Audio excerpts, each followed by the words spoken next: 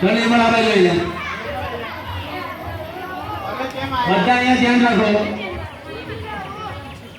જો અહીંયા સર્વપ્રથમ કઈ રીતે પેલા હાથ ધોવાના છે એ બતાવવામાં આવે છે ધ્યાનથી જોજો સાજા પાણીથી પેલા હાથ ધોયા છે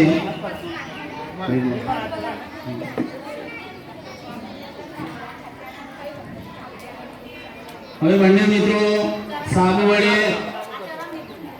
હાથને સાબુ લગાવે છે બરાબર ધ્યાન રાખજો બંનેની બધાની નજર આમના ઉપર જ દરેકની નજર આમના હાથ ઉપર હોય છે કે આપણે હાથ ધોવાની સાચી રીત કઈ છે ઘરે જઈને આ રીતે હાથ ધોવાના છે દરેકે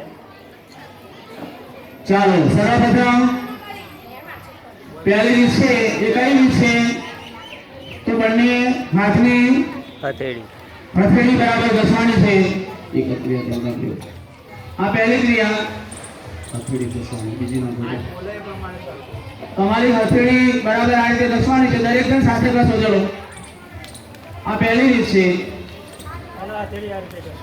સાહેબના હાથ તરફ પણ ધ્યાન રાખજો હવે બીજી રીત છે સાહેબ બતાવે ધ્યાન રાખો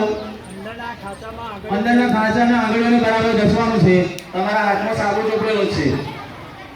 બંને હાથની આંગળીઓ બરાબર સાફ થાય એટલા માટે ઘસો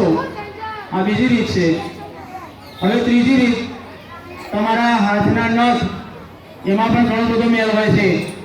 એને દૂર કરવા માટે તમારા હાથના નખને હથેળીમાં ઘસવાના છે બરાબર ઘસો ચલો